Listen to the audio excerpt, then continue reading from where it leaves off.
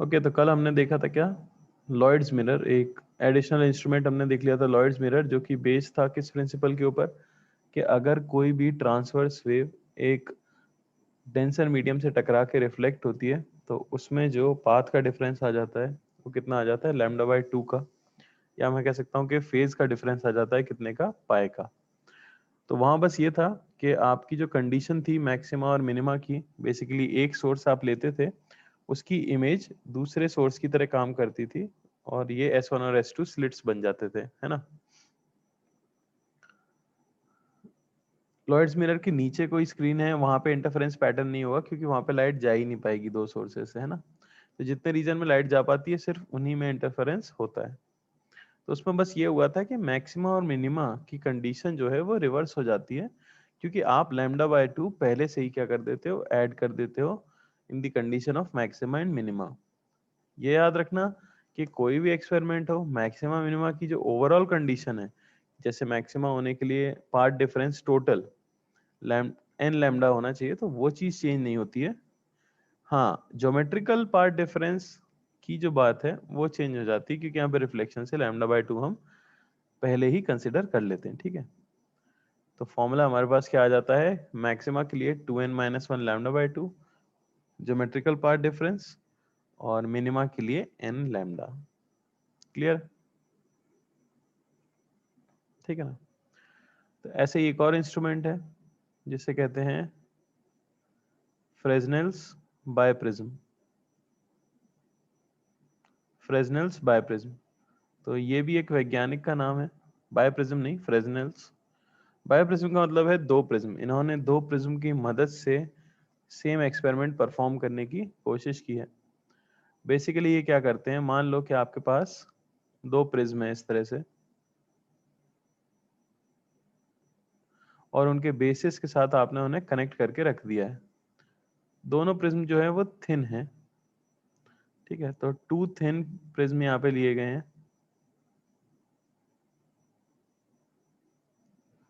Okay. और एक single source लिया गया है लाइट का, S, जिसकी डिस्टेंस मैं मान सकता हूँ कि प्रिज्म से कुछ x होगी। ये काफी थिन है ये मानना है, और ये एंगल A मान लेते हैं, प्रिज्म एंगल A। तो obviously A is very small, A is very small. और दूर ले ली जाती है एक स्क्रीन। तो इस केस में क्या होता है, इस केस में भी लाइट हमारे सोर्स से निकलती है और वो दोनों प्रिज्म के ऊपर गिरती है कि नहीं। हमें एक चीज पता है कि जब भी किसी प्रिज्म के ऊपर लाइट गिरेगी तो वो प्रिज्म उसे अपने बेस की तरफ घुमा देगा। यानी एक रे अगर इस तरह से गिरती है तो हम कह सकते हैं कि वो कुछ इस तरह से बेस की तरफ बेंड हो जाएगी और कुछ यहाँ पहुंचेगी। तो ये होगा उसका कुछ डिविएशन, मैं कह देता हूँ ये है हमारा वैल्यू डेल्टा। सिमिलरली जो लाइट रे नीचे गिरेगी वो भी अपने बेस की तरफ बेंड की जाएगी,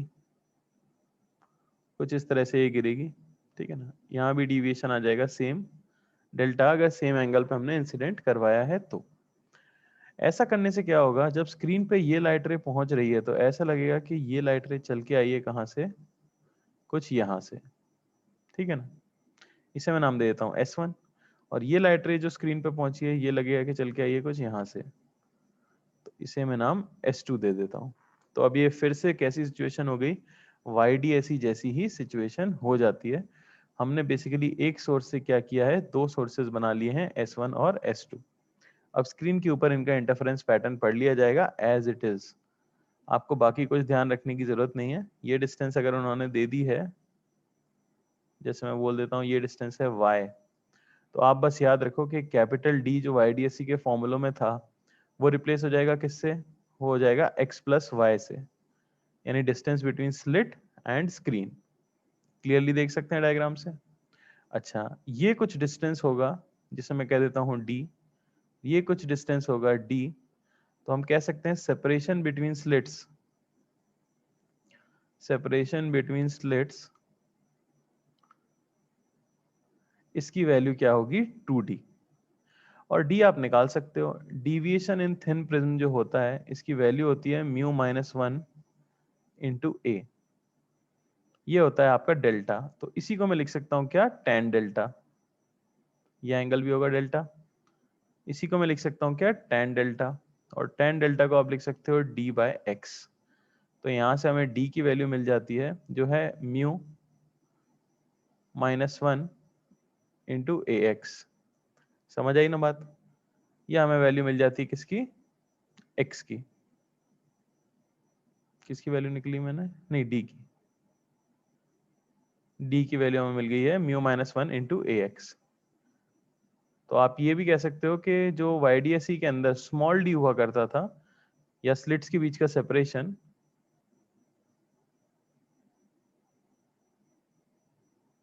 वो यहाँ पे कितना होता है, 2 स्मॉल d, यानी कि 2 into mu -1 into a into x. और x क्या है, x है डिस्टेंस, x है distance of source from prism. तो ये सारी चीजें जो हैं, जैसे कि लॉयड्स मिरर है, फ्रेस्नेल्स बायप्रिज्म है, इनका इफेक्टिवली मकसद ये है कि वो क्या कर सकें, एक सोर्स से दो सोर्स क्रिएट कर सकें। उसके बाद फॉर्मूले तो एग्जैक्टली सेम रहने वाले हैं, सेम फॉर्मूला बीटा का रहेगा, सेम फॉर्मूला सारी चीज़ों का रहेगा। बस हम क्या करेंगे, YDSE वाले फॉर्मूलों में इनका डेटा पुट करते जाएंगे। ठीक है ना? तो जैसे कैपिटल D जो स्लिट और स्क्रीन के बीच का डिस्टेंस होता था, उसे मैंने x + y से रिप्लेस कर दिया, और स्लिट्स के बीच की जो सेपरेशन थी वो मैंने इस फॉर्मूले से निकाल ली। कोई डाउट किसी को, कोई समस्या? ठीक है, तो बहुत रेयरली हो सकता है आपको इस पे क्वेश्चन मिले, मिलेगा नहीं एज इट इज। एक क्वेश्चन चलो मैं दे देता हूँ।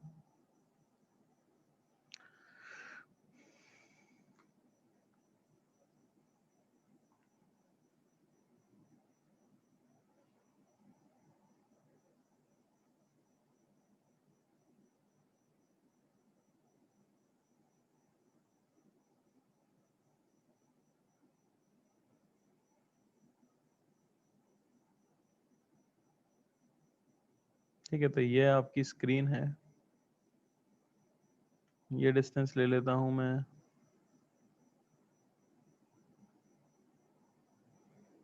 ले लेते हैं हम कितनी, मान लो ये है 1/4 मीटर, और ये है 3/4 मीटर। ओके, म्यू, ये एंगल ए मान लो, ये भी एंगल ए है। म्यू की वैल्यू ले लो 1.5, लैम्डा ले लेते हैं 5000 एंगस्ट्रॉम, और ए ले लेता हूँ मैं, मान लो कि 18 डिग्री। ओके, या ए ले लो 9 डिग्री।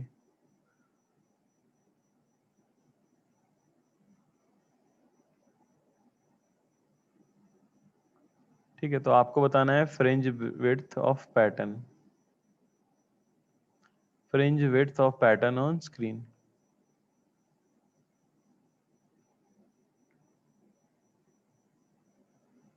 ट्राई करो।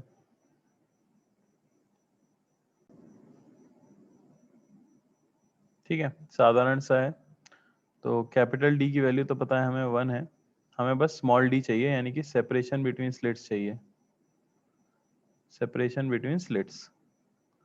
उसकी वैल्यू मैं देख चुका हूँ, वो आती है 2 इंटू म्यू -1 इंटू ए इंटू एक्स। ठीक है ना?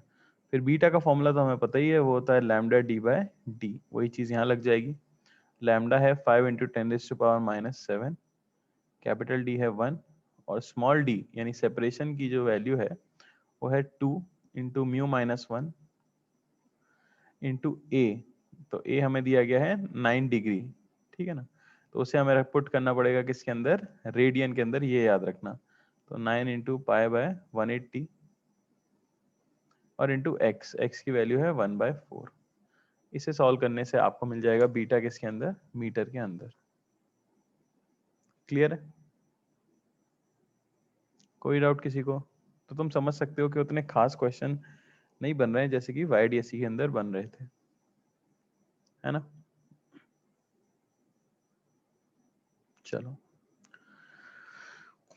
तो ये था इंटरफेरेंस ऑफ लाइट। तो आपका वेव ऑप्टिक्स का जो मेजर टॉपिक था वो यहाँ पे खत्म हो चुका है, इंटरफेरेंस ऑफ लाइट। अब आप इसके सारे क्वेश्चंस ट्राई कर सकते हो, ठीक है ना। तो यंग्स डबल स्लिट एक्सपेरिमेंट जो था वो यहाँ पे हमारा एंड हो जाता है। अब जो हम टॉपिक स्टार्ट करने वाले हैं वो मेंस के लिए इम्पोर्टेंट है, एडवांस में कभी इससे क्वेश्चन नहीं आया। और ये दो टॉपिक्स हैं, वो है डिफ्रैक्शन और पोलराइजेशन। तो ये दोनों भी वेव फिनोमेना है लाइट के, इनको हम स्टडी करते हैं डिटेल में, ठीक है।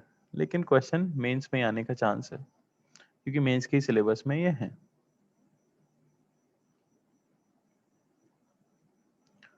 ओके, तो ये है diffraction of light.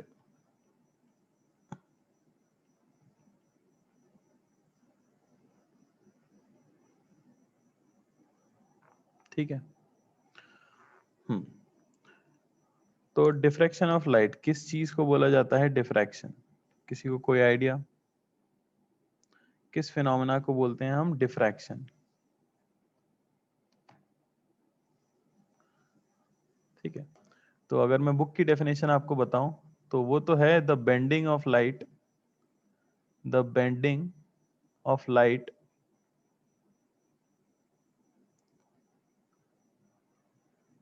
when coming in contact with a very small obstacle, with a very small obstacle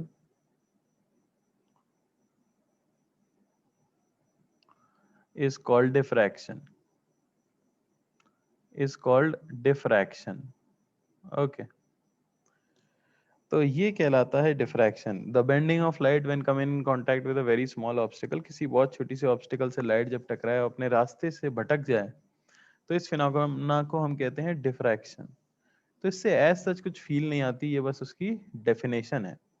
अगर मैं समझने की कोशिश करूं कि डिफ्रैक्शन होता क्या है तो वो अभी आप समझ सकते हो इस एग्जांपल से। ओके, मान लो कि हमारे पास एक विंडो है, एक रेक्टेंगुलर विंडो या स्क्वायर विंडो है, और यहाँ पे एक स्क्रीन है। ओके, और ये आपकी विंडो है।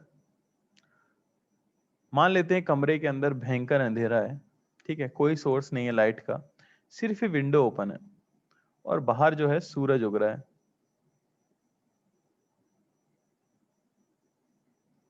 ठीक है ना।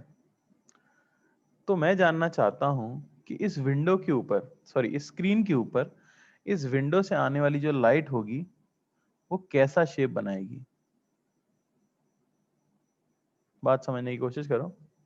मैं जानना चाहता हूं कि स्क्रीन के ऊपर अगर ये एक रेक्टेंगल है जिसका डायमेंशन a/b है, तो जो स्क्रीन होगी उसके ऊपर क्या बनता हुआ दिखेगा? क्या मुझे एक रेक्टेंगल ही बने दिखेगा, या थोड़ा सा बड़ा रेक्टेंगल दिखेगा, या इससे छोटा रेक्टेंगल दिखेगा? हम्म, तो हमने देखा है कि क्लीन रेक्टेंगल नहीं मिलता, ठीक है ना। क्लीन रेक्टेंगल नहीं मिलता, थोड़ा सा बड़ा होगा, ऐसा नहीं होगा बहुत ज्यादा बड़ा होगा, ठीक है ना। अगर बहुत ज्यादा सेपरेशन नहीं है स्क्रीन का और विंडो का तो बहुत बड़ा नहीं होगा, लेकिन हाँ थोड़ा सा बड़ा होगा। हम ये कह सकते हैं कि साइड्स जो होती हैं वो थोड़ी सी ब्लर्ड हो जाती हैं, होती है कि नहीं होती? साइड थोड़ी सी ब्लर्ड हो जाती हैं, आपको ऑलमोस्ट मिलेगा तो रेक्टेंगल ही। ये बात क्लियर है कि नहीं? ठीक है, तो अब मेरा क्वेश्चन है कि अगर मैं इस साइज ऑफ विंडो को स्मॉल करता जाऊं, जो हमारी साइज ऑफ विंडो है उसे मैं घटाता जाऊं, यानी मैं ए और बी दोनों की वैल्यू कम करता जाऊं, तो साइज ऑफ इमेज पे क्या फर्क पड़ेगा? साइज ऑफ इमेज पे क्या फर्क पड़ेगा? क्या वो इमेज की साइज सेम रहेगी, बढ़ने लग जाएगी, या घटेगी? कॉमन सेंस हमें बताता है कि भाई वो भी क्या होगी, घटेगी। तो ऐसे ही होता भी है, साइज ऑफ इमेज घटती रहती है। लेकिन कब तक? कब तक? अगर आपने साइज ऑफ विंडो बहुत छोटा कर दिया। कितना छोटा?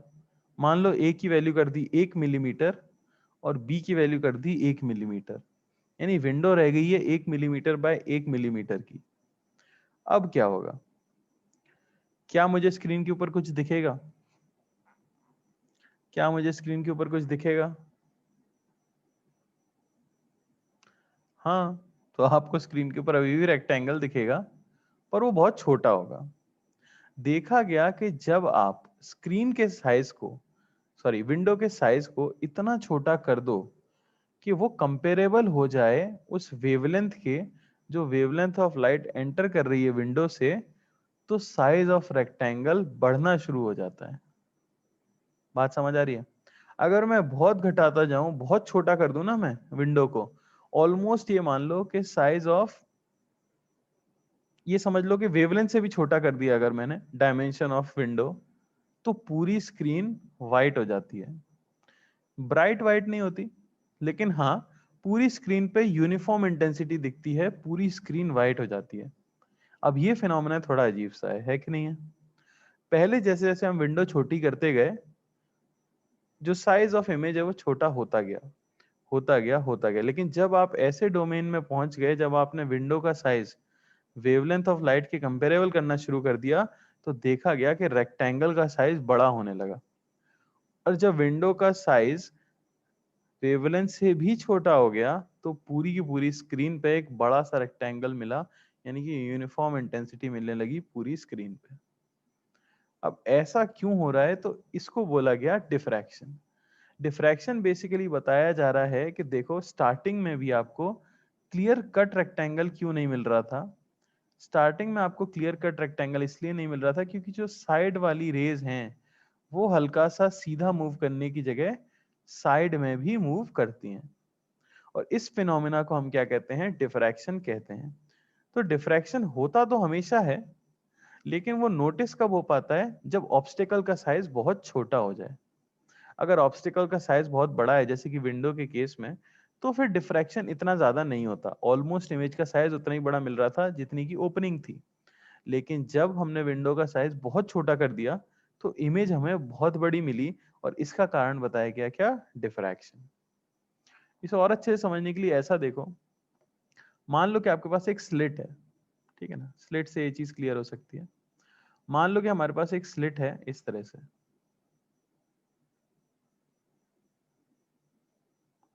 समझ पा रहे हो ना, 3D है, प्लेन से बाहर आ रही है स्लिट इस तरह, और मान लो कि यहां से लाइट रेज चल के आ रही है इस तरह से। तो होता क्या है कि यहां पर बेसिकली ढेर सारे नए सोर्सेज बन जाते हैं। ये सारे के सारे नए पॉइंट सोर्सेज जो होते हैं, ये अपनी लाइट को चारों तरफ फेंकने की कोशिश करते हैं। इस तरह से सब अपने अपने वेव फ्रंट बना रहे होते हैं, ठीक है ना, जो वेव फ्रंट हमने पढ़ा था ना हाइजेंस थ्योरी में। तो आप ऐसा समझ सकते हो कि हर एक पॉइंट सोर्स लाइट को हर पॉसिबल डायरेक्शन में फेंक रहा है। लेकिन अब आप ये भी देख पाओगे क्योंकि यहाँ पे ऑलमोस्ट इनफाइनाइट पॉइंट सोर्सेज होंगे, तो इफेक्टिवली वेव किस डायरेक्शन में जा पाएगी, आगे आगे, क्योंकि साइड वाले सब एक दूसरे को कैंसिल आउट कर देंगे। लेकिन जो एकदम कोने वाला पॉइंट सोर्स होगा, वो हल्का सा लाइट को फेंक पाएगा साइड में, फेंक पाएगा कि नहीं, वो हल्का सा लाइट को फेंक पाएगा साइड में। तो डिफ्रैक्शन तो यहां भी हो रहा होता है, पर ये जो साइड में फेंकी गई लाइट है, इस लाइट के कंपैरिजन में, इस लाइट के कंपैरिजन में इस लाइट की इंटेंसिटी नेग्लिजिबल होती है। समझ आ रही है क्या बात? तो ये जो स्प्रेडिंग ऑफ लाइट हुई है, spreading of light at the edge, इसी को क्या कहते हैं, डिफ्रैक्शन कहते हैं। पर यहां मैं कह दूंगा due to large number of sources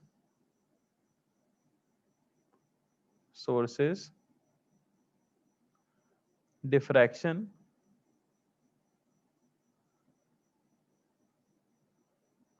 is not significant, is not significant, आपकी आंखें उसे देख नहीं पाती हैं क्लियरली। समझ आ रही है बात?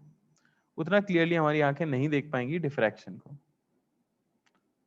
तो थोड़ा बहुत तो समझ आया होगा होता क्या डिफ्रैक्शन। अब पूरी तरह समझने के लिए तो इसे देखना ही जरूरी है।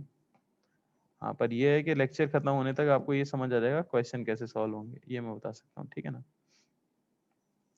तो बस ये यहाँ पे लिख लो कि इसकी intensity is very very low, intensity is very very low.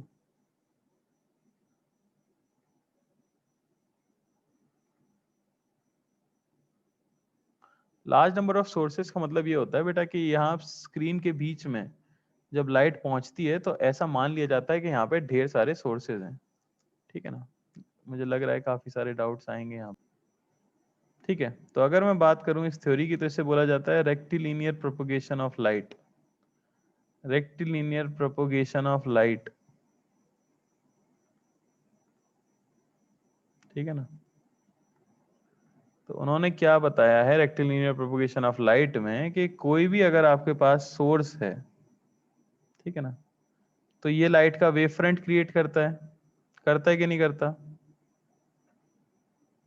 अरे तब तक दूसरा डाउट आ गया, ठीक है। तो मान लो कि आपके पास एक सोर्स है तो ऑब्वियसली क्या करेगा, वो वेव्स क्रिएट करता है, वेव फ्रंट क्रिएट करता है। तो ये कह दिया जाता है कि हर वेव फ्रंट के ऊपर कोई भी पॉइंट अगर आप चूज कर लो तो वो खुद एक सोर्स की तरह बिहेव करता है, ठीक है ना, और वो खुद अपने वेव फ्रंट्स क्रिएट करता है। तो जब भी आप नए वेव फ्रंट्स को ज्वाइन करते हो तो आपको अगला वेव फ्रंट मिलता है, फिर उस वेव फ्रंट के ऊपर जितने भी पॉइंट्स हैं वो सभी खुद से सोर्स की तरह काम करते हैं और अपने अपने वेव फ्रंट क्रिएट करते हैं। जब उन वेव फ्रंट्स को आप ज्वाइन करते हो तो आपको अगला वेव फ्रंट मिलता है, इसलिए किसी भी पॉइंट सोर्स के लिए हम इस तरह से वेव फ्रंट्स बना सकते हैं। तो ये बताता है कि लाइट का प्रोपोगेशन इस तरीके से हो रहा है। बात समझ आई। तो किसी भी वेव के ऊपर, किसी भी वेव फ्रंट के ऊपर कोई भी पॉइंट अगर मैं चूज करता हूं तो वो खुद से एक सोर्स की तरह काम करता है और फर्दर वेव फ्रंट्स को क्या करता है, आगे बढ़ाता है। तो सिमिलर चीज यहाँ हो रही थी, दो स्लिट्स के बीच में अगर वेव्स इस तरह से चल के आ रही है, यानी लाइट इस तरह से चल के आ रही है, तो इस केस के लिए जो वेव फ्रंट होगा वो कैसा वेव फ्रंट होगा, वो प्लेन वेव फ्रंट होगा, ठीक है ना। अगर वो प्लेन वेव फ्रंट है तो जब यहाँ पहुंचेगा तो ढेर सारे, ऐसा मैं कह सकता हूँ कि छोटे छोटे सोर्सेज हैं जो कि लाइट को आगे बढ़ाने की कोशिश कर रहे हैं। तो वो लाइट सारी डायरेक्शन में फेंकते हैं, लेकिन जो बीच वाले सोर्सेज हैं उनकी लाइट साइड वाली तो कैंसिल आउट हो जाती है और इफेक्टिवली लाइट सिर्फ आगे जाती हुई दिखती है। लेकिन जो कोने वाला पॉइंट सोर्स होगा इमेजिनरी है, सब कुछ इमेजिनरी है, कुछ है नहीं असलियत में, तो वो तो लाइट को साइड में भी फेंकेगा। तो वही लाइट जो है डिफ्रैक्शन का कारण बनती है। बात समझ आई क्या। तो डिफ्रैक्शन तो हमेशा हो रहा होता है, लेकिन अगर आपकी स्लिट का साइज बहुत बड़ा है तो फिर स्लिट के बीच में ढेर सारे पॉइंट सोर्सेज आ जाएंगे इमेजिनरी, तो सभी लोग अपनी लाइट को फेंकेंगे। तो इफेक्टिवली मैं ये कह सकता हूँ कि जो सीधी सीधी लाइट ट्रेवल करने वाली है उसकी इंटेंसिटी हाई रहेगी एज कंपेयर टू जो एक एक सोर्स साइड में फेंक रहा है लाइट को। जो एक सिंगल सोर्स है वो साइड में फेंक रहा है लाइट को, उसकी इंटेंसिटी तो काफी लो रहने वाली है रिलेटिवली। बात समझ आई क्या। ठीक है। तो अब हम क्या कर देते हैं, when size of the slit, when size of slit is very small. अब अगर size of the slit very small हो जाए यानी बहुत ज्यादा छोटा हो जाए तो फिर क्या होगा, तो फिर हम कह देते हैं कि अब मैं ऐसा मान सकता हूं कि पहले मैंने माना था कि स्लिट के बीच में इनफाइनाइट सोर्सेज आ पा रहे थे, है कि नहीं, इनफाइनाइट सोर्सेज आ पा रहे थे। अब मैंने क्या किया, स्लिट का साइज बहुत छोटा कर दिया। तो ऐसा करने से मैं ये कह सकता हूं कि लगभग यहाँ पे एक ही इमेजिनरी पॉइंट सोर्स आ पा रहा होगा। अगर यहाँ एक ही इमेजिनरी पॉइंट सोर्स आ पा रहा है तो वो तो अपनी लाइट को चारों डायरेक्शन में फेंकेगा, और वो तो जितना इंटेंसिटी से आगे फेंकेगा उतनी ही इंटेंसिटी से साइड में फेंकेगा। कुछ इस तरह की सिचुएशन होगी। तो अब देखा जा सकता है कि जो साइड में फेंकी गई इंटेंसिटी है, जो कि बेसिकली लाइट को अपने पाथ से डिविएट कर रही है, देखो लाइट इस तरह से जा रही थी, लाइट को अपने पाथ से डिविएट कर रही है जिसे हम डिफ्रैक्शन कहते हैं, उसकी इंटेंसिटी भी क्या हो जाएगी, सिग्निफिकेंट हो जाएगी। बात समझ आई क्या। पहले ढेर सारे सोर्सेज होने की वजह से जो कोने वाले पार्टिकल्स थे इमेजिनरी और वो साइड में एक एक रे भेज रहे थे, उसकी इंटेंसिटी बहुत कम कम थी एज कंपेयर टू बीच वाली जो स्ट्रेट रेक्टिलिनियर प्रोपोगेशन लाइट हो रहा है उसकी। लेकिन अगर मैंने साइज बहुत छोटा कर दिया और ऐसा अज्यूम किया, देखो ये सारी चीज थ्योरी है, ऐसा होता नहीं है कुछ भी, ठीक है ना, ये सिर्फ एक्सप्लेन करने का तरीका है कि यहाँ पे मान लो सिर्फ एक ही सोर्स आ गया, ऐसा मैं अज्यूम कर लूं, तो वो तो फिर चारों तरफ सेम तरीके से लाइट को फेंकेगा, उसके लिए तो कोई भेदभाव है नहीं। तो फिर साइड वाली लाइट भी क्या हो जाती है, सिग्निफिकेंट हो जाती है, और इसीलिए इस केस में डिफ्रैक्शन डिफ्रैक्शन टेक्स प्लेस। बात समझ आई क्या? तो वेव थ्योरी से अगर हम डिफ्रैक्शन फिनोमेना को एक्सप्लेन करना चाहते हैं तो हम क्या कर देते हैं, एक्सप्लेन करने के लिए हम कह देते हैं कि नंबर ऑफ सोर्सेस अगर फाइनाइट हो जाएं हमारी स्लिट के बीच में, तो फिर डिफ्रैक्शन का फिनोमेना हम क्या कर सकते हैं, क्लियरली ऑब्जर्व कर सकते हैं, ऑल्दो डिफ्रैक्शन हो हर समय रहा होता है। ठीक है, तो ये तो थ्योरी है कि वो होता क्यों है और कैसे होता है, इसका एक्सप्लेनेशन है। समझ आया तो हाँ बोलो फटाफट।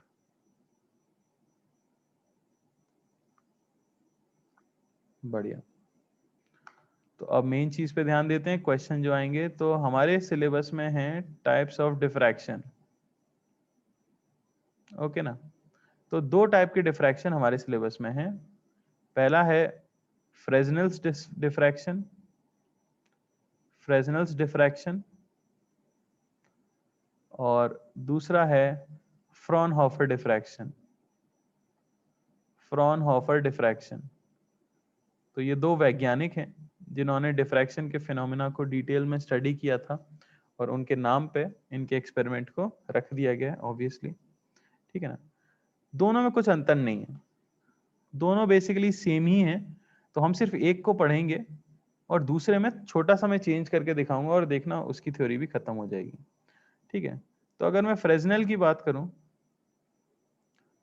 फ्रेजनेल्स डिफ्रैक्शन, और यहां हम फ्रॉनहोफर की बात कर लेंगे।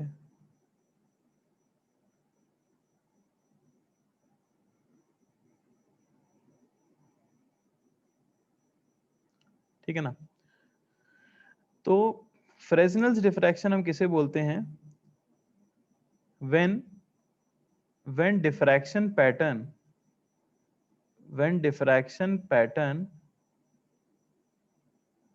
is studied at a finite distance, is studied at a finite distance on the screen। यानी कि आप ऑब्वियसली इसमें एक स्लिट यूज करोगे, ठीक है ना, और उसके सामने एक स्क्रीन लगाओगे, और स्क्रीन और स्लिट के बीच का डिस्टेंस अगर फाइनाइट है, यानी कि आप पैटर्न को देख पा रहे हो वहीं पास में ही, और फिर स्टडी करते हो, तो वो चीज कवर होती है फ्रेजनेल्स डिफ्रैक्शन में।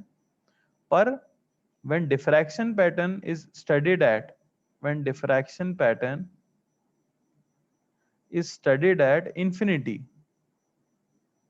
is studied at infinity यानी infinite separation पे, then it is Fraunhofer diffraction। Fraunhofer diffraction यानी फ्रॉनहोफर ने जब डिफ्रैक्शन को एक्सप्लेन किया, तो इन्होंने सोर्सेस से निकलने वाली लाइट को मीट होता हुआ कहाँ माना, इन्फिनिटी पे माना, और देखा कि वहां जब रेज मीट करेंगी तब कुछ पैटर्न बनेगा। जबकि फ्रेजनेल ने क्या किया, सोर्सेस से निकलने वाली रेज को एक फाइनाइट डिस्टेंस पे मीट होते हुए माना और फिर एक्सप्लेन किया। बात समझ आई क्या? अगर मैं ड्रॉ करके दिखाऊं तो ये अगर आपकी स्लिट है, ठीक है ना, तो यहाँ आप एक फाइनाइट डिस्टेंस पे अगर स्क्रीन ले लेते हो और फिर इस तरह से रेज जाके स्क्रीन के ऊपर गिरती हैं और कुछ पैटर्न फॉर्म करती हैं, वो स्टडी करते हैं, तो वो हम कह देते हैं क्या, फ्रेजनेल्स। जबकि फ्रॉनहोफर में क्या अंतर हो जाएगा कि आप कोई स्क्रीन नहीं ले रहे हो पास में, आप मान लेते हो कि जो रेज यहाँ से निकल रही हैं वो जब इन्फिनिटी पे जाके मीट करेंगी, स्क्रीन हमने कहाँ रख दिया, इन्फिनिटी पे रख दिया, तब जाके डिफ्रैक्शन पैटर्न फॉर्म होगा। क्लियर है क्या बात?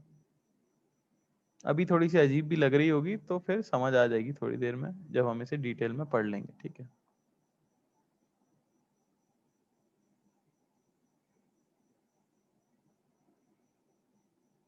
चलो। तो अब देख लेते हैं हम single slit experiment. Single slit experiment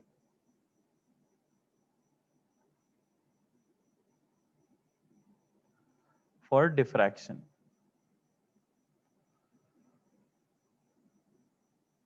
तो देखो YDSC में क्या था, 2 स्लिट थी और 2 सोर्सेस थे। उन 2 सोर्सेस से निकलने वाली लाइट का क्या होता था, इंटरफेरेंस होता था, है कि नहीं। अब सारी कहानी जो चलेगी वो सिंगल स्लिट में चलेगी, ठीक है ना। एक स्लिट लेंगे हम और उसी के लिए कहानी चलाने वाले हैं। तो मान लो कि ये आपकी एक स्लिट है, ओके, और यहां आपका एक सोर्स है। तो ऐसा देखा गया कि जब स्क्रीन के ऊपर कोई पैटर्न फॉर्म होता है, जो कि हम मान लेते हैं इन्फिनिटी पे है, तो किसी एंगल थीटा पे जो पॉइंट है स्क्रीन के ऊपर, वहां जो नेट इंटेंसिटी थी वो फंक्शन ऑफ थीटा थी। ऐसा देखा गया कि अलग अलग पॉइंट्स पर स्क्रीन के ऊपर अलग अलग नेट इंटेंसिटी ऑफ लाइट आपको दिख रही थी, जिसको हमने नाम दिया डिफ्रैक्शन पैटर्न, ठीक है ना। ठीक है, तो this phenomena is diffraction. This phenomena is diffraction, यानी अलग अलग पॉइंट्स पे स्क्रीन के अलग अलग इंटेंसिटी जब मिले, जबकि एक ही स्लिट है आपके पास, तो उस फिनोमिना को बोला गया डिफ्रैक्शन। अब ऐसा हुआ क्यों, हर जगह पे अलग अलग इंटेंसिटी क्यों मिल रही थी, जबकि हमने यहाँ एक्सप्लेन किया था कि एक सिंगल सोर्स है तो वो तो चारों तरफ सेम इंटेंसिटी को फेंक रहा है कि नहीं। तो फिर अलग अलग इंटेंसिटी अलग अलग पॉइंट्स पे क्यों मिल रही है। तो फिर आगे थ्योरी को बढ़ाया गया और कहा गया कि अगर आप इसका मैग्नीफाइड व्यू देखो, मैग्नीफाइड व्यू देखो, यानी आपने स्लिट बहुत छोटी कर ली है, ये बात ठीक है, लेकिन आप कितनी भी स्लिट को छोटी कर लो, अभी भी जब आप उसे जूम करके देखोगे तो उसके अंदर एक से ज्यादा पॉइंट सोर्सेज होंगे। ये इनफाइनाइट नहीं होंगे, ठीक है ना, लेकिन ये एक भी नहीं होगा। तो ये जो नंबर ऑफ सोर्सेज अब स्लिट के बीच में रह जाएंगे, ये नंबर 1 से तो बहुत बड़ा है, पर इन्फिनिटी से तो बहुत छोटा है। तो मैग्निफाइड व्यू में क्या बोल दिया गया, even even in a very small slit, very small slit, n number of imaginary point sources, imaginary point sources exist। बात समझ आई क्या। भले ही आप कितना भी छोटा कर लो भाई, अभी भी n नंबर ऑफ सोर्सेज रहेंगे। और ये कह दिया गया कि n is very very greater than 1, ठीक है, n काफी ज्यादा बड़ा है। तो होता क्या होगा कि हर थीटा के लिए, हर थीटा के लिए हर सोर्स सेम थीटा पे अपनी लाइट को भेज रहा होगा। हर सोर्स एक पर्टिकुलर एंगल थीटा पे जब अपनी लाइट को भेजता है, और देख सकते हैं हम अगर सब लोग थीटा पे भेज रहे हैं तो लाइट्स पैरेलल जा रही होंगी, सारी रेस कैसी होंगी, पैरेलल। तो ये जाके जब इन्फिनिटी पे मीट करती होंगी, उस वजह से एक इंटरफेरेंस पैटर्न बनता है, ये बता दिया गया। उस इंटरफेरेंस पैटर्न को ही बोला गया क्या, डिफ्रैक्शन। बात समझने की कोशिश करो मेरी। YDSC में क्या मानते थे आप कि 2 मेजर स्लिट्स हैं, 2 सोर्सेज हैं, उनसे आने वाली लाइट जब कहीं मीट करती है तो हम रिजल्टेंट इंटेंसिटी निकालना सीखे थे। अब यहां क्या बोला गया है कि आपने एक ही स्लिट ली है और बहुत छोटी स्लिट ली है, उसे जब आप जूम करके देखते हो तो उसके अंदर n नंबर ऑफ सोर्सेज हैं। जैसे YDSC में मेजर 2 सोर्सेज की पढ़ाई हमने की थी, वहां भी ये फिनोमिना हो रहा था, क्योंकि वहां तो 2 स्लिट थी, तो वहां तो और ऐसे छोटे छोटे सोर्सेज होंगे, पर उसे वहां पे निग्लेक्ट किया गया था, ठीक है, क्योंकि स्लिट का साइज उतना छोटा हम नहीं लेते हैं। यहाँ अगर YDSC के कंपैरिजन में स्लिट का साइज बहुत छोटा ले लिया जाए, तो फिर कह दिया जाता है कि हर स्लिट के अंदर basically n number of sources हैं, जो कि अपनी लाइट रेज को हर पॉसिबल पॉइंट पे भेज रहे हैं स्क्रीन के ऊपर, जो कि हमने इन्फिनिटी पे रखी है। तो जब ये सारी लाइट रेज किसी पॉइंट पे मीट करती हैं, तो वहां पे net intensity function of theta आती है। तो उसी की हमें क्या करनी है, कैलकुलेशन करनी है। बात समझ आई क्या? तो बेसिकली अब डिफ्रैक्शन में आप क्या पढ़ रहे हो, आप पढ़ रहे हो इंटरफेरेंस ऑफ n सोर्सेस या n waves at a point.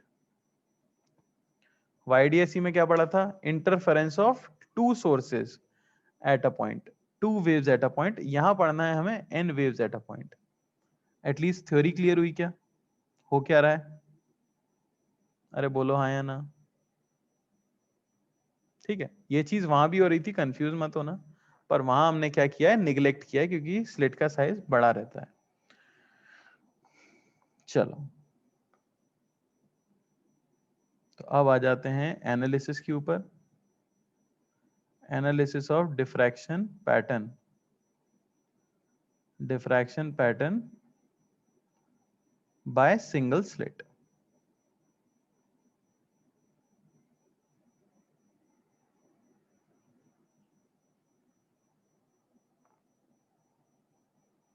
ठीक है, तो मान लो कि ये मैं स्लिट ले रहा हूं।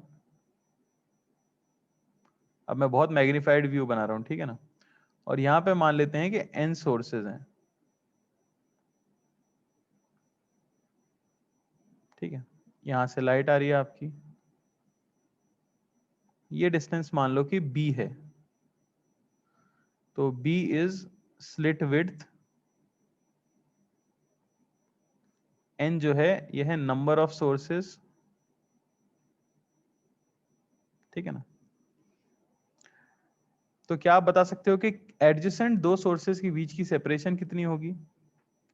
एडजेसेंट दो सोर्सेस के बीच की सेपरेशन कितनी होगी? एक सोर्स को तो एकदम कोने पे ही मानना होगा, एक एक सोर्स को, कितनी होगी? तो यहां अगर मैं लिखूं separation, separation between two adjacent sources, ठीक है, तो वो अगर मैं d बोल देता हूं तो उसकी वैल्यू आएगी b अपॉन n-1। ठीक है ना, सब ने उल्टा आंसर दिया। थोड़ा सोच के देखो, दो होते अगर कोने पे तो बीच की सेपरेशन होती b। अगर स्लिट के बीच में तीन बना दूं मैं, एक दो तीन, तीन सोर्स बना दूं तो b/2 और b/2, तो n सोर्सेस के बीच की जो सेपरेशन होगी वो होगी b अपॉन n-1। क्लियर है? गलती समझ आई आप लोगों ने क्या की?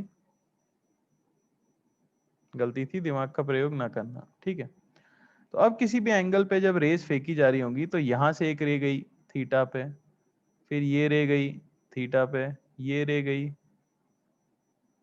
तो मैंने सारी रेस को जाता हुआ मान लिया है किसी एंगल थीटा के ऊपर। ठीक है, एट अ पॉइंट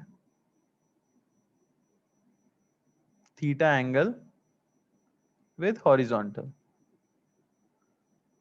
तो सारी रेस जो पहुंचेंगी, सारी वेव्स आप देख सकते हो, ढेर सारे सोर्सेज हैं, मैं नाम दे देता हूं, इसका नाम 1 है, ये 2, ये 3, ये 4 और ये कोई nth है। ठीक है ना, इस तरह से सोर्सेज को अगर मैं नाम दे दूं तो क्या आप मुझे बता सकते हो कि 1 से जाने वाली वेव और 2 से जाने वाली वेव क्या सेम डिस्टेंस कवर करेंगी या अलग अलग डिस्टेंस कवर करेंगी?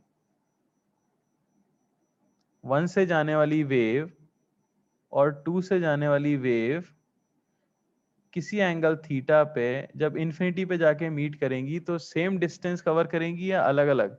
लगभग की बात नहीं होती बेटा, लगभग में ही तो पूरा पैटर्न बना है। अलग डिस्टेंस कवर करेंगी और उनका जो पाथ डिफरेंस होगा वो आप देख सकते हो। ये एंगल है थीटा, ये है स्मॉल डी, तो जो पहला पार्ट डिफरेंस आएगा डेल्टा x1, उसकी वैल्यू मैं लिख सकता हूं क्या? क्या हो जाएगा डेल्टा x1? डेल्टा x1 हो जाएगा d साइन थीटा।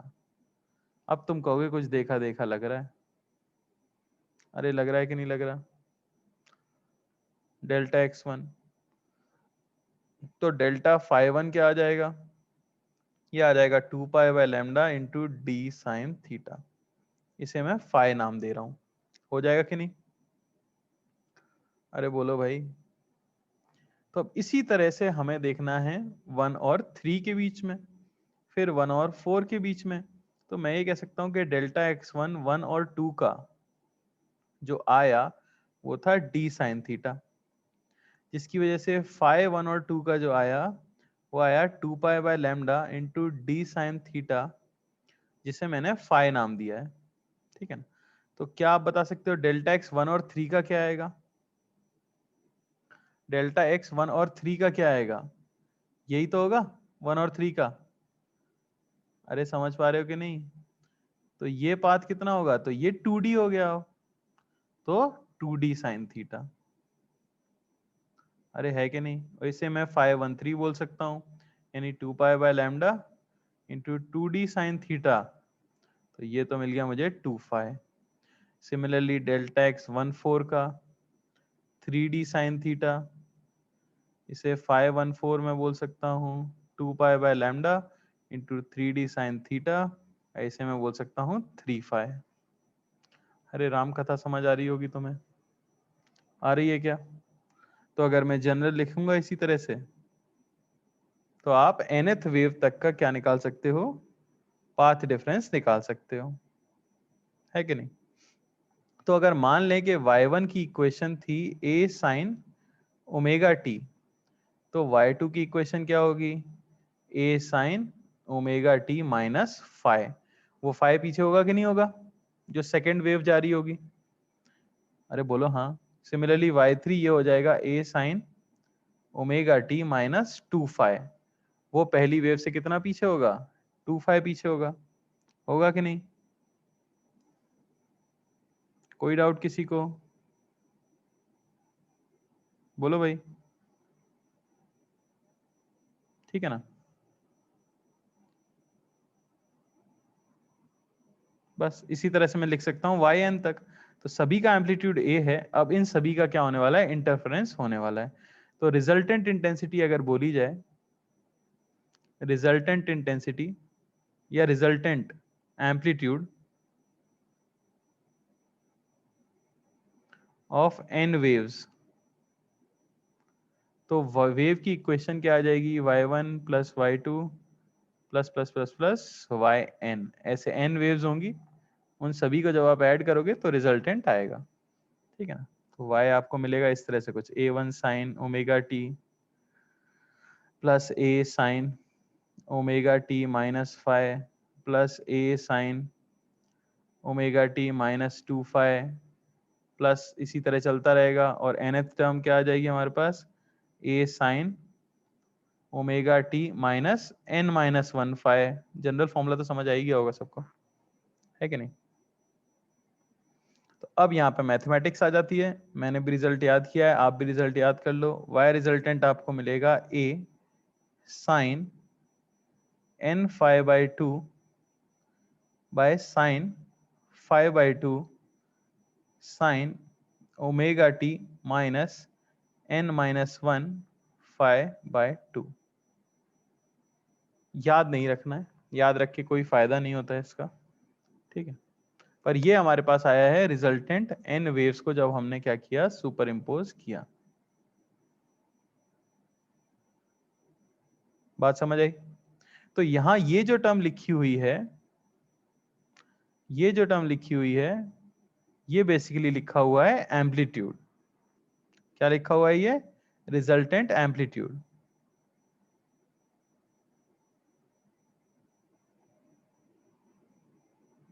एम्पलीट्यूड। अब हमें पता है इंटेंसिटी प्रोपोर्शनल होती है एम्पलीट्यूड के स्क्वायर के।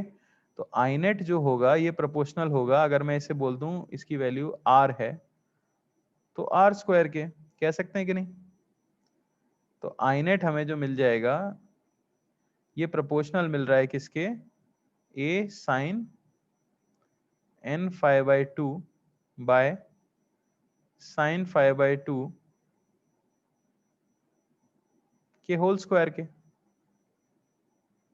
प्रोपोर्शनैलिटी अगर हम देखें एम्पलीट्यूड के स्क्वायर हुआ करती थी, तो इसी को मॉडिफाई कर देते हैं n स्क्वायर से ऊपर नीचे मल्टीप्लाई करके, और आपको जो आई नेट मिल जाएगा वो प्रोपोर्शनल आ जाएगा किसके? ये आ जाएगा n A sine n phi by 2 by n phi by 2 का होल स्क्वायर, ठीक है ना। जहां पे फाई की वैल्यू आपको पता ही है, फाई हम ऊपर लिख ही चुके थे, फाई है 2 pi by lambda into d sine theta. तो आई की वैल्यू जो आपको मिलती है, आई की वैल्यू ये हम देख सकते हैं ए स्क्वायर के प्रोपोर्शनल इंटू एन स्क्वायर, ये हो जाएगा हमारा I naught sine square beta by beta square. जहां बीटा मैंने किसे बोल दिया है, बीटा बोल दिया है मैंने ये जो चीज यहां लिखी हुई है n by 2 into 2 pi by lambda into d sine theta, ठीक है ना। और हमें पता है कि भाई b अपॉन n माइनस 1 ये है हमारा स्मॉल d। अब n बहुत बड़ा है 1 से, तो b लगभग मैं बोल सकता हूं nd को, तो उसे यहाँ पे अगर पुट कर दें तो बीटा आपको मिलता है पाई b sign theta by lambda, ठीक है। मैं जानता हूं कि आपके जीवन दुखी सा लग रहा होगा, है कि नहीं, कि हो क्या गया, क्या हुआ है यहाँ पे। तो सिर्फ मैं एक चीज कह सकता हूँ कि यहाँ हुई है मैथ्स भारी भरकम फाइनल रिजल्ट तक पहुंचने के लिए, ठीक है। अगर आप एक्सप्रेशन और समझना चाहोगे तो मैं राजेंद्र सर से कह दूंगा, वो आपको समझा देंगे। I didn't get it. Obviously, Soumya, you didn't get it. It is not that simple.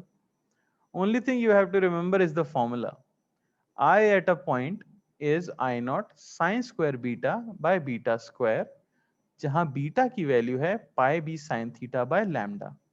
तो आप देख सकते हो कि बीटा फंक्शन है किसका, थीटा का, और बीटा यहाँ पे आ रहा है, यानी कि आई आप देख सकते हो फंक्शन है किसका, थीटा का। क्योंकि हमने स्टार्टिंग में ही कहा था स्क्रीन के ऊपर अलग अलग थीटा के ऊपर जब आप नेट इंटेंसिटी निकालने की कोशिश करते हो तो वो थीटा का फंक्शन आता है। बात समझ आई कि नहीं? आपको सारी कहानी यहां तक समझ आई थी, मुझे पूरा विश्वास है कि यहां तक सभी को सारी कहानी समझ आई थी। बोलो हाँ के ना। मृगांका तुम रहने दो बेटा, मृगांका कोशिश ना करो, पगला गए हो क्या? मतलब तुम सोच भी कह सकते हो कि तुम ये समझ पाओगे? भाई कुछ भी मतलब, ठीक है ना, कुछ भी मतलब पूछे जा रहे हो। तो भाई यहां तक सबको समझ आया था, उसके बाद मैंने क्या किया, एन वेव्स को बस ऐड किया है मैथ से।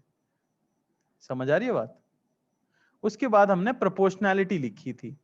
अब क्योंकि फाई बहुत छोटा है, ठीक है ना, तो एन स्क्वायर से ऊपर नीचे मल्टीप्लाई किया और नीचे वाले साइन 5/2 को सिंपली 5/2 लिख दिया है, बस इतना सा मैंने किया है, ठीक है ना।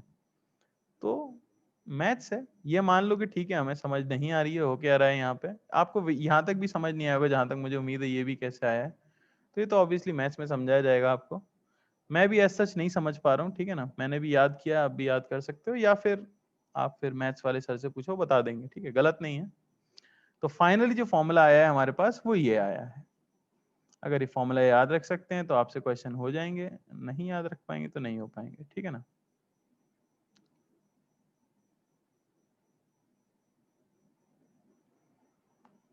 कोई डाउट? ठीक है, तो अब स्क्रीन के ऊपर डिफ्रैक्शन पैटर्न कैसे बनता है वो देख लेते हैं।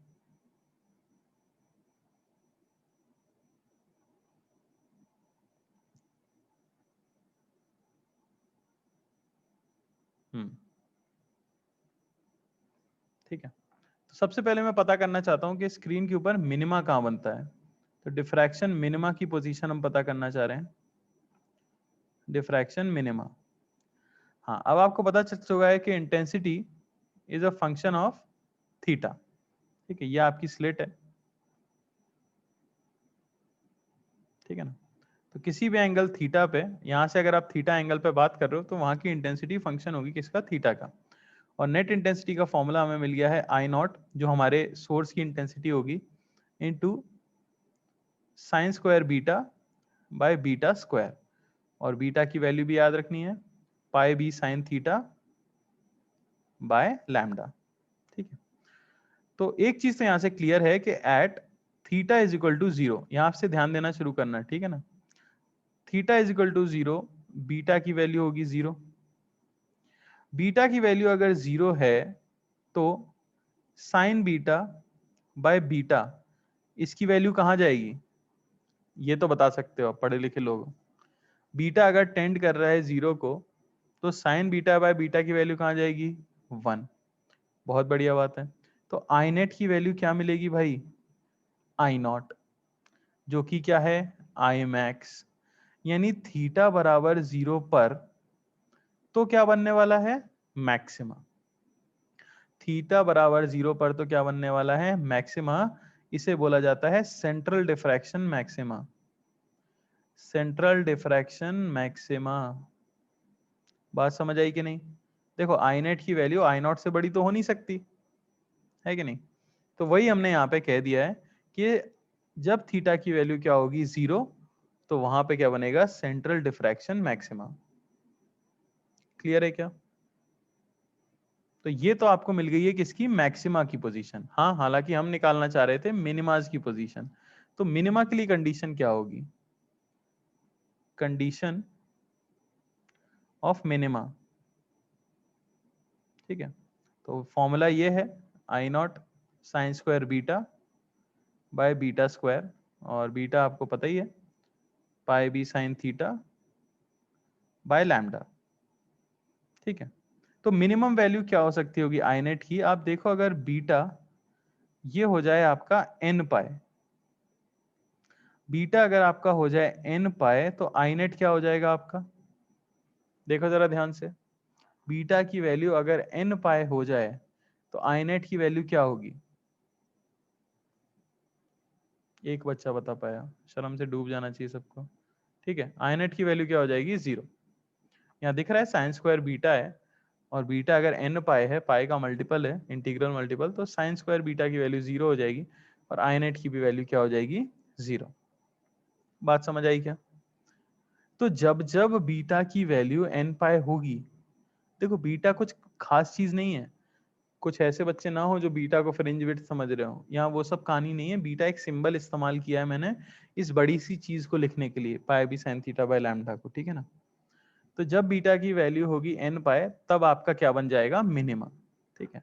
इन्हीं को हम बोलते हैं क्या, डिफ्रैक्शन मिनिमा, डिफ्रैक्शन मिनिमा, ठीक है। तो मैं क्या कह सकता हूँ, बीटा जो कि है pi b sine theta by lambda, ये हो जाना चाहिए n पाए। तो यहाँ से आपको साइन थीटा की वैल्यू क्या मिलती है, आपको साइन थीटा की वैल्यू यहाँ से मिल जाएगी n लैम्डा बाय बी। मिल रही है या नहीं, मिल रही है कि नहीं। n यहाँ पे क्या क्या हो सकता है, तो n यहाँ पे 1 से स्टार्ट करना है आपको, ये याद रखना। n 0 नहीं ले सकते, क्योंकि n 0 लिया तो वो सेंट्रल डिफ्रैक्शन मैक्सिमा को रिप्रेजेंट करने लग जाएगा। समझ आ रही है कि नहीं बात। n 0 पे तो हम बोल चुके हैं कि सेंट्रल डिफ्रैक्शन मैक्सिमा बनने वाला है, तो बाकी मिनिमा कब बनेगा, जब आप n की वैल्यू 1 2 3 4 5 ये सब पुट करो। तो देख सकते हैं for n is equal to 1, n अगर आप 1 रखते हो तो आपको मिल जाएगा साइन थीटा, ये होना चाहिए लैम्डा बाय बी, और थीटा 1 यानी कि first minima, first diffraction minima की एंगुलर पोजीशन मिल जाती है sine inverse lambda by b. समझ आ रही बात। तो ये क्या है, angular position, angular position of first diffraction minima, first diffraction minima. समझ आ रही बात। फॉर nth मिनिमा क्या करेंगे, आपसे पूछा जाए कि angular position of nth minima क्या होगी, तो वो हो जाएगी sine inverse n lambda by b. ये क्या हो जाएगी, ये हो जाएगी position of nth diffraction minima.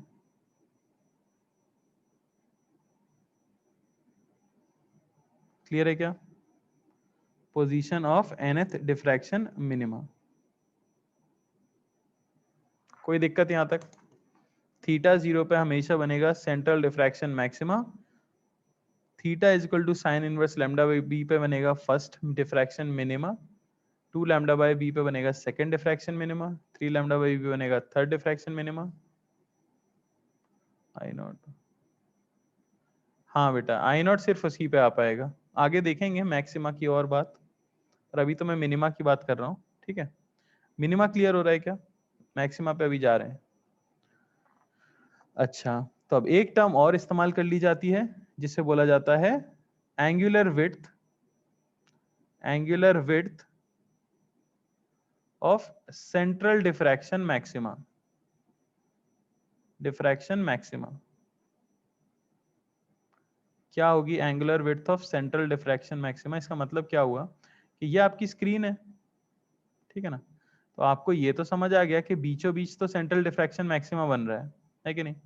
अगर मैं इसे वैसे बनाऊं, जैसे ये स्क्रीन है, ओके, और ये हमारी स्लिट है, तो एक चीज समझ आ गई कि यहाँ सेंट्रल डिफ्रैक्शन मैक्सिमा बन रहा है और थीटा 1 पे हमारा फर्स्ट मिनिमा बन रहा है, यानी यहाँ इंटेंसिटी 0 होगी पहली बार। तो सिमिलरली नीचे थीटा 1 पे भी आपका फर्स्ट मिनिमा बन रहा होगा, अरे है कि नहीं।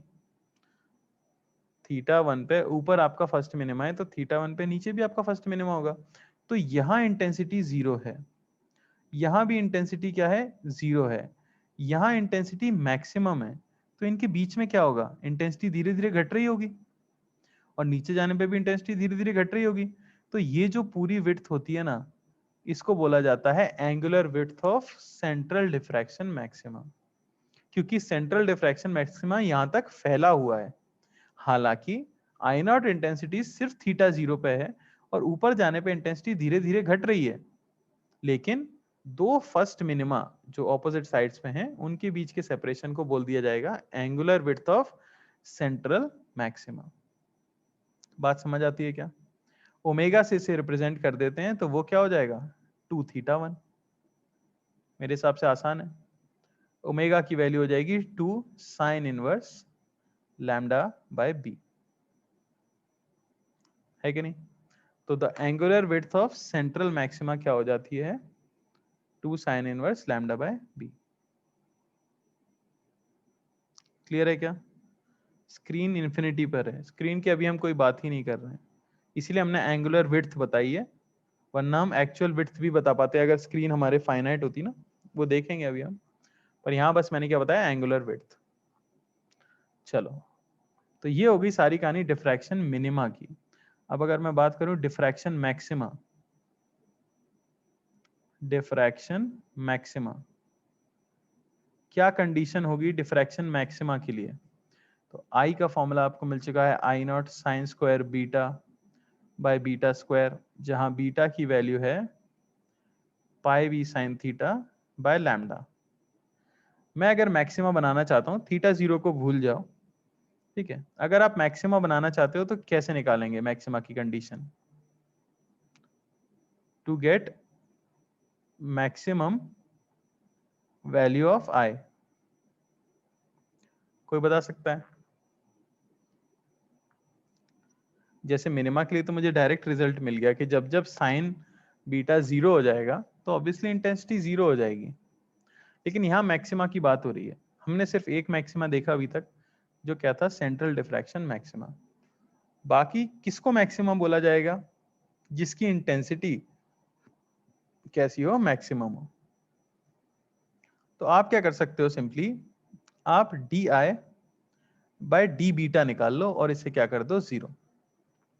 हम अगर डिफरेंशिएट कर दें d I by d beta, क्योंकि बीटा ही तो वेरिएबल है सिर्फ, और उसे 0 कर दें, तो यही तो कंडीशन होती है मैक्सिमम मिनिमा की, बचपन में पढ़ाया गया था।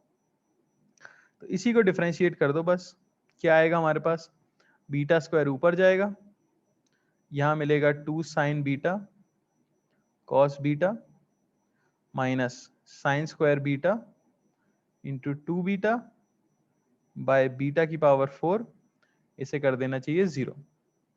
सॉल्व करोगे मिलेगा tan beta is equal to beta. तो जब जब tan बीटा की वैल्यू बीटा की इक्वल होगी, वहां वहां पर क्या होगा, मैक्सिमा फॉर्म होगा। बात समझ आ रही है क्या? इसका सॉल्यूशन निकालना सबसे आसान किससे है, ग्राफ से। और अच्छी चीज ये है कि इसके लिए आपको कुछ याद नहीं रखना होता, ठीक है ना। मैक्सिमा की जब भी बात आए तो ये मैं पुट कर देता हूँ वैल्यू किसकी, बीटा की, और यहां मैं प्लॉट कर रहा हूं क्या, tan बीटा। ओके, तो यहाँ पुट कर लेते हैं हम वैल्यू, मान लो पाए, यहाँ ले लेता हूँ मैं 2 पाए,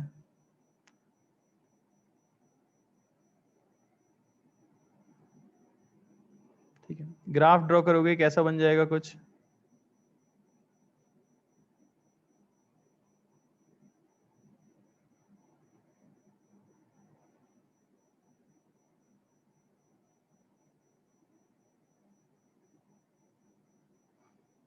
ठीक है ना, कुछ इस तरह का कर्व हमें मिल जाएगा, ये समझ लो।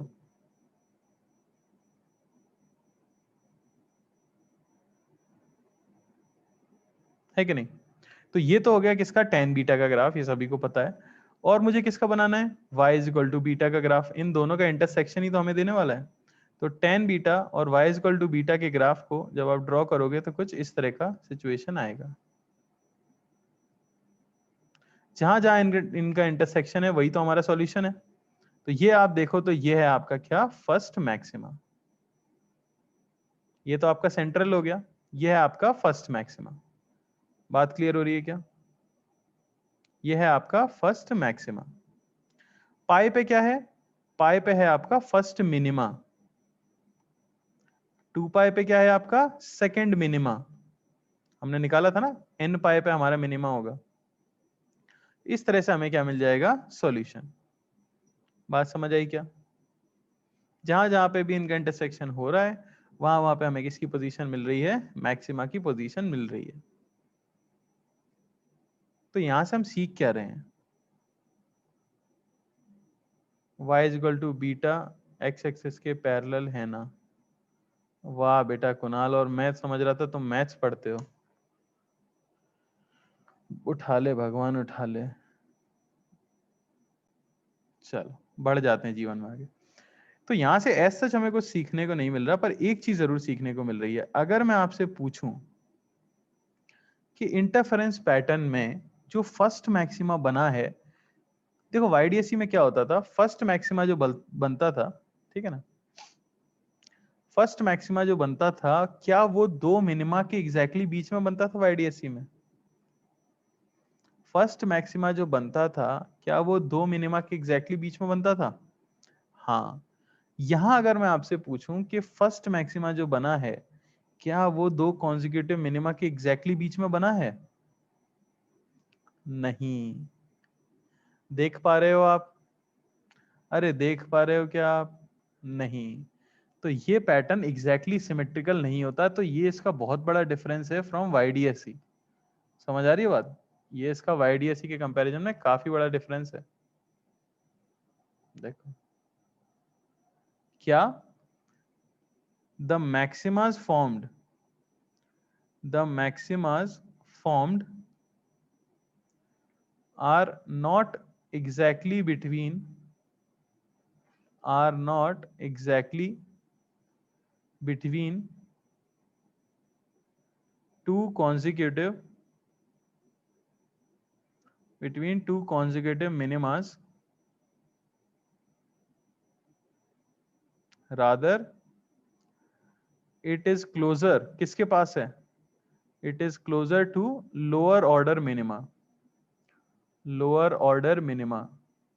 जैसे फर्स्ट मैक्सिमा लाई करता है फर्स्ट मिनिमा और सेकंड मिनिमा के बीच में, तो फर्स्ट मैक्सिमा किसके ज्यादा पास है, फर्स्ट मैक्सिमा फर्स्ट मिनिमा के ज्यादा पास है।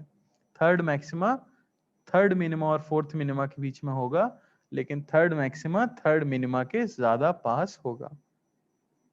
अरे बात समझ आई क्या, बोलो भाई बोलो। अच्छा, दूसरी एक इंपॉर्टेंट चीज किसी ने नोटिस की, क्या इंटेंसिटी, क्या इंटेंसिटी मैक्सिमा की आई नॉट ही होगी,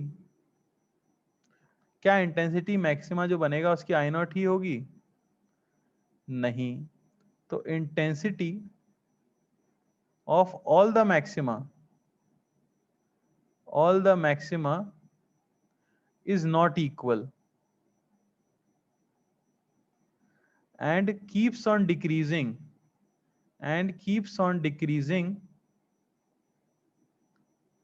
for higher order maxima।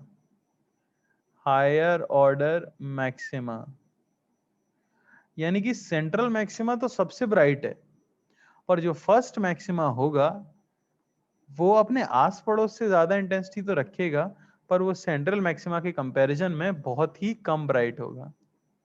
Similarly जो सेकंड मैक्सिमा होगा वो अपने आसपास वाले पॉइंट से तो ज्यादा ब्राइट होगा, लेकिन वो फर्स्ट मैक्सिमा के कंपैरिजन में काफी ज्यादा कम ब्राइट होगा।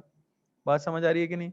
क्योंकि इफेक्टिवली हम कर क्या रहे हैं, ये जो हमारे पास है I = I0 sin square beta by beta square, इसमें बीटा तो लगातार क्या हो रहा है, बढ़ता ही जा रहा है, जबकि साइन स्क्वायर बीटा की वैल्यू तो फिक्स है ना 0 से 1 के बीच में। तो जैसे जैसे आप बीटा बढ़ाते जाओगे हायर ऑर्डर मैक्सिमा के लिए, इंटेंसिटी की वैल्यू क्या होती जाएगी, घटती जाएगी। तो इसका YDSE से काफी अंतर है, पर ये दो मेजर अंतर आपको हमेशा याद रखने क्या, कि जो पैटर्न है वो YDSE जैसा नहीं है। ऐसा नहीं है कि दो मिनिमा के बीच में एग्जैक्टली एक मैक्सिमा लाई करे। यहाँ मैक्सिमा जो है वो दो मिनिमा के बीच में तो लाई करता है, पर वो लोअर ऑर्डर मिनिमा के पास होता है। सिमिलरली हर मैक्सिमा की इंटेंसिटी सेम नहीं होती है, जितना हायर ऑर्डर मैक्सिमा होगा उसकी इंटेंसिटी उतनी ही कम होगी। बात समझ आई क्या? अरे बोलो भाई।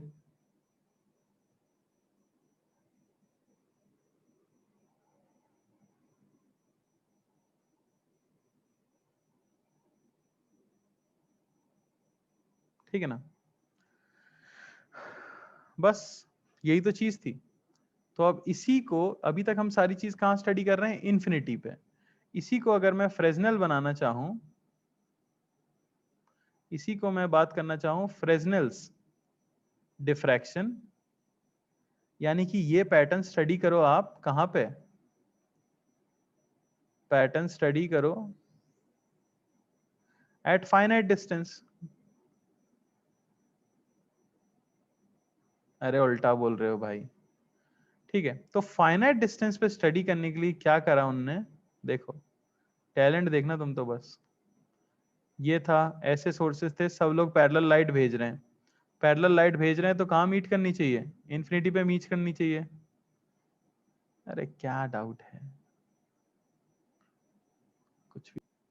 ठीक है, तो अगर इसे हमें एक पर्टिकुलर डिस्टेंस पे स्टडी करना है, पास में स्टडी करना है, तो लोगों ने क्या किया, यहाँ पे एक लेंस रख दिया। ठीक है ना, बहुत क्लोज है ये, स्लिट के काफी क्लोज एक लेंस रखा गया, जिसकी फोकल लेंथ f थी, जिसकी फोकल लेंथ कहाँ थी, f थी, और उससे f डिस्टेंस दूर पे एक स्क्रीन रख दी। अरे तो अब क्या होगा, जो रेज इंफिनिटी पे मीट करने वाली थी वो अब कहाँ मीट कर गई, किसी एक फाइनाइट डिस्टेंस वाले पॉइंट पे मीट कर गई। अरे बात समझ आई क्या? तो इन्होंने कुछ नहीं किया, जो कुछ आपने अभी तक पढ़ा है उस स्लिट के जस्ट सामने एक लेंस रख दो और उसकी फोकल लेंथ पे स्क्रीन रख दो। तो जो पैरेलल रेज आ रही हैं वो पैरेलल रेज कहाँ मीट कर जाती हैं, फोकल प्लेन में मीट कर जाती हैं, हमने पढ़ा था कि नहीं? तो बस वही चीज है। ठीक है ना, तो इस केस के लिए हम लिख सकते हैं कि विड्थ ऑफ सेंट्रल मैक्सिमा, वहां पे आपने एंगुलर विड्थ पढ़ी थी, अब यहाँ क्या आ जाएगा, बस विड्थ आ जाएगी। तो एंगुलर विड्थ याद दिला दूं मैं, angular width of central maxima क्या पढ़ी थी, W 2θ1, यानी 2 sine inverse lambda by b, यही पढ़ी थी। तो यहाँ पे आपसे एक्चुअल विड्थ पूछी जा रही है, तो एक्चुअल विड्थ कितनी हो जाएगी, अरे बोलो,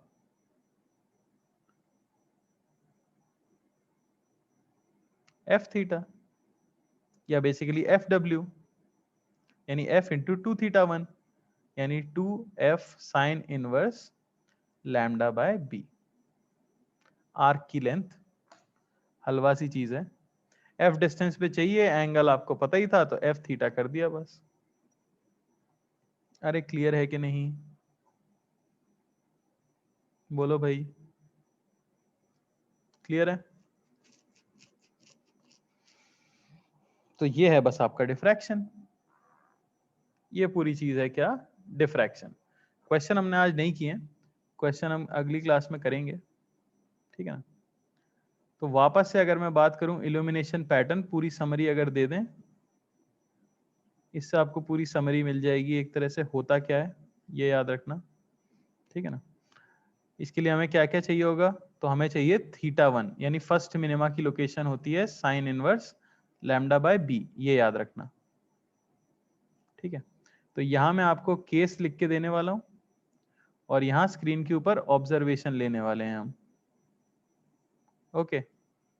तो मान लो कि पहला केस मैंने लिया है कि बी जो है वो बहुत ही बहुत बड़ा है लैम्डा से, तो क्या होता है बताओ, बी अगर बहुत बड़ा है लैम्डा से तो थीटा की लगभग वैल्यू क्या हो जाएगी, 0। अरे हाँ है ना, बोलो, हो जाएगी कि नहीं, तो no diffraction takes place. Basically मैं ये कह रहा हूं कि विड्थ ऑफ स्लिट अगर बहुत ज्यादा है वेवलेंथ से तो डिफ्रैक्शन होता ही नहीं है कि नहीं। दूसरा, if b is greater than lambda, बहुत बड़ा नहीं है लेकिन बड़ा है, बहुत बड़ा नहीं है लेकिन बड़ा है, तो आपको पता है कि हमें मिनिमा मिल जाएगा कहाँ, sine inverse lambda by b पे, यानी कि आपको डिफ्रैक्शन पैटर्न मिला, डिफ्रैक्शन पैटर्न मिलेगा, है कि नहीं। अगर हम कंपेरेबल रखें, बेसिकली मैंने क्या किया है, कंपेरेबल रखा है, ठीक है ना, तो आपको डिफ्रैक्शन पैटर्न मिल जाता है। तीसरा केस, अगर मैं विड्थ को लैम्डा के इक्वल कर दूं तो देखो इसकी वैल्यू क्या हो जाएगी, π/2। π/2 होने का क्या मतलब हुआ, फर्स्ट मिनिमा कहां मिलेगा, अरे सोच के देखो, थीटा तो आप ऐसे मेजर कर रहे हो ना, थीटा तो आप ऐसे मेजर कर रहे हो, थीटा π/2 का मतलब क्या हुआ, इन्फिनिटी। तो यहां फर्स्ट मिनिमा जो मिलता है एट इंफिनिटी, इसका मतलब क्या हुआ, फर्स्ट मिना इंफिनिटी पे है, तो इसका मतलब पूरी स्क्रीन पे क्या मिल रहा होगा आपको, central diffraction maxima, central diffraction maxima as we move towards infinity,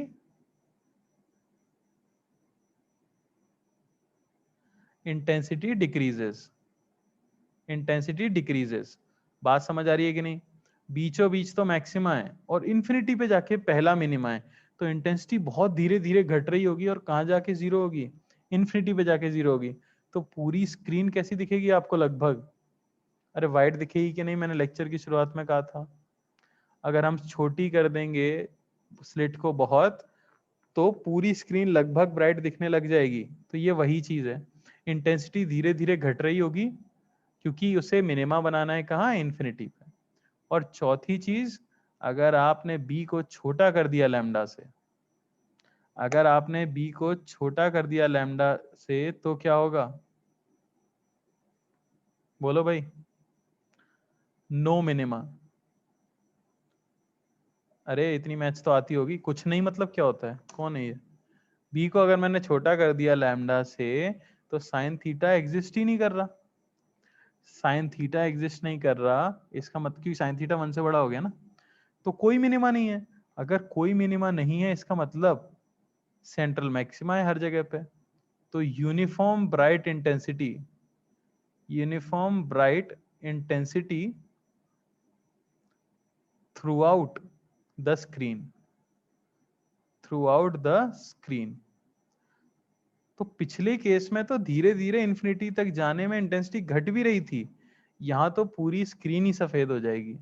बात समझ आ रही है, इंटेंसिटी डिक्रीज भी नहीं होगी, आप इंफिनिटी की तरफ मूव करोगे तो पूरी स्क्रीन कैसी हो जाएगी, ब्राइट, क्योंकि कोई मिनिमा ही नहीं है, इंफिनिटी तक पे कोई मिनिमा नहीं है। बात समझ आई क्या,